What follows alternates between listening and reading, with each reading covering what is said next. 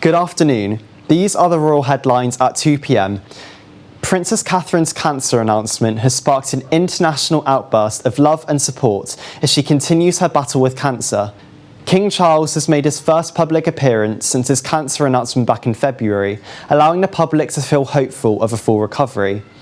And finally, the Diana Award, a legacy left by Princess Diana, is celebrating its 25th anniversary this year as they continue to support thousands of students across the country.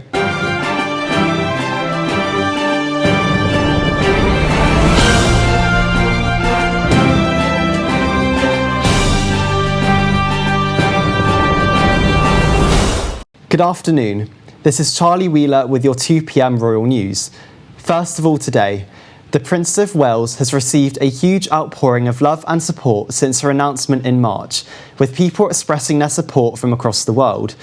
On Friday, the 22nd of March, the Princess of Wales bravely announced that she was in the early stages of treatment after a cancer diagnosis. In what was described as an emotional video message, Catherine explained why she has been absent from events and engagements. Over the weeks prior to the broadcast, there had been a huge amount of speculation and rumours. However, this video message has shut down almost all of the misinformation.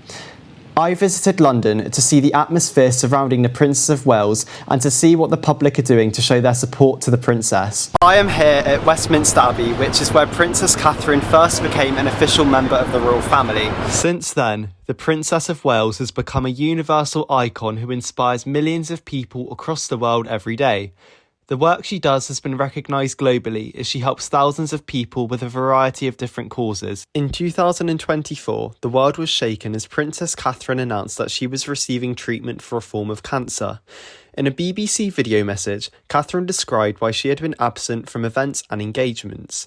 There had been a great deal of rumours and speculation prior to the video release, however the broadcast managed to shut down almost all the misinformation. Since her announcement back in March, there has been a huge outpouring of love and support for the princess, with many people sending her cards of kindness. The future Queen's cancer was discovered after she underwent planned abdominal surgery in January. The post-operative tests found that cancer had been present. Catherine's bravery has been recognised all around the world, with many people sharing their kind messages online. King Charles said that he is very proud of the princess and that she has a lot of courage. I am here at Buckingham Palace, which is the home of the British monarch. When thinking about the British royal family, this is the location that many people will think of. I'm here to talk to the public, to find out what they think about the Princess of Wales and to hear their messages of sympathy and support.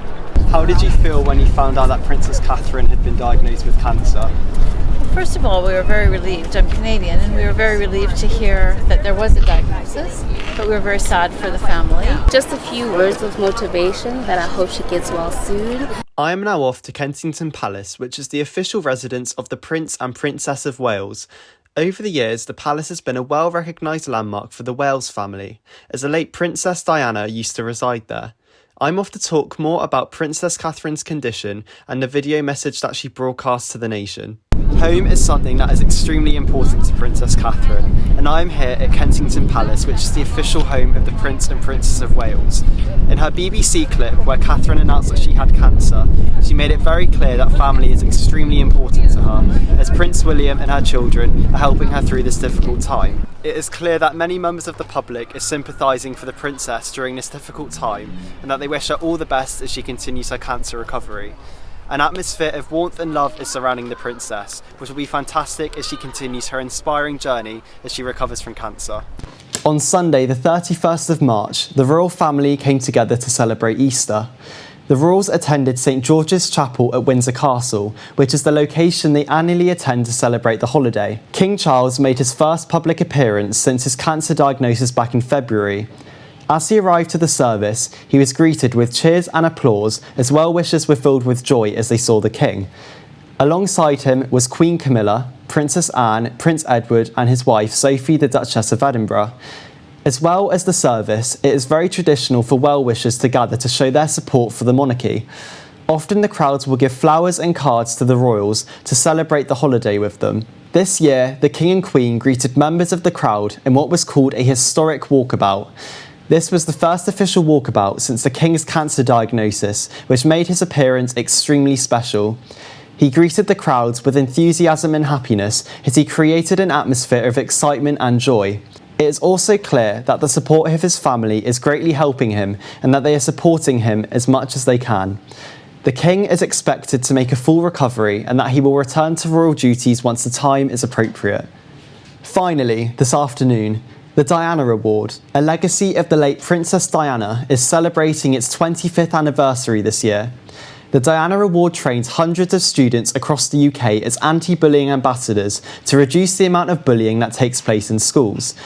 This training consists of people being made aware of types of bullying, the consequences of bullying, and how to look out for signs of bullying behaviour. I spoke to Sapphire Pierce, who is an anti-bullying ambassador at her school. The Diana Award has created such an amazing community within the school. It has built one where the students feel like they can come to the other students, that they can talk, that they can get the support that they need, that they might perhaps not feel like they could do with some teachers. Because it's people that are our age range, they feel like they can come to us and talk to us just one-to-one, and they're much more comfortable with that.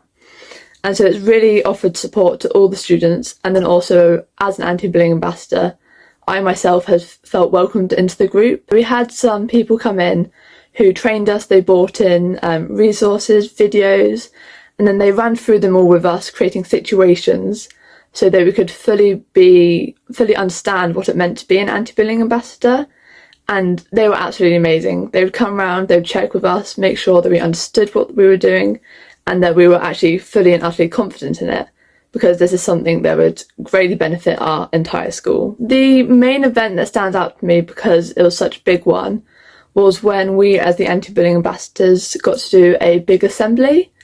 And I got to talk to all the Year 9s about this, so about 150 students.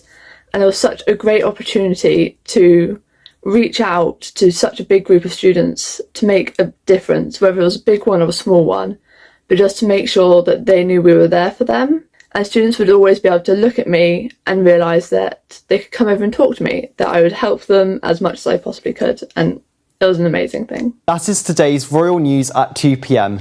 From me and the CNO News team, we wish you a very happy afternoon. Thank you.